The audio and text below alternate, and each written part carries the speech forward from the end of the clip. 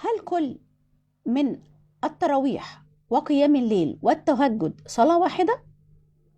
كل عام وأنتم بألف خير. أعاده الله عليكم الشهر المبارك بالخير واليمن والبركات. هل كل من التراويح وقيام الليل والتهجد صلاة واحدة؟ لا، سبحان الله. كل تهجد وتراويح هو قيام الليل، وليس كل قيام الليل تهجد. نقول بالتفاصيل. كل عام وانتم طيبين.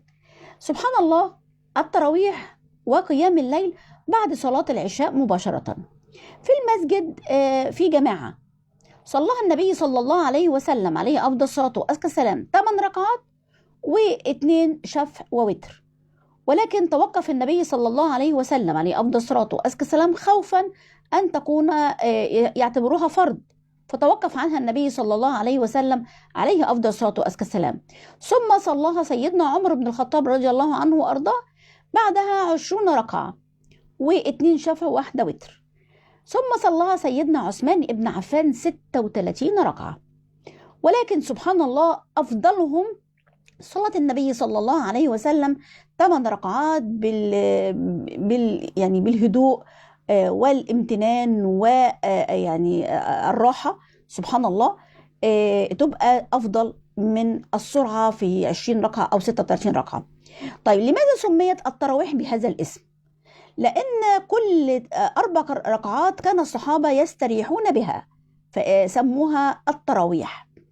يبقى التراويح وقيام الليل بعد صلاة العشاء مباشرة، لا يشترط فيها غير ذلك بعد الصلاة مباشرة. أما صلاة التهجد يشترط فيها النوم الخفيف، يعني ولو نصف ساعة ساعة، ويقوم الإنسان في الثلث الأخير من الليل فيصلي صلاة التهجد. طيب، صلاة التهجد هل يشترط بها ركعات؟ لا يشترط بها ركعات، ولكن إذا كنت هصلي قيام التهجد فلا يجوز أن أوتر، يعني أصلي الشفع، أصلي 8 ركعات وأصلي ركعتين الشفع وأنتظر الوتر بعد صلاة التهجد من الليل. كما قال الله عز وجل: ومن الليل فتهجد منه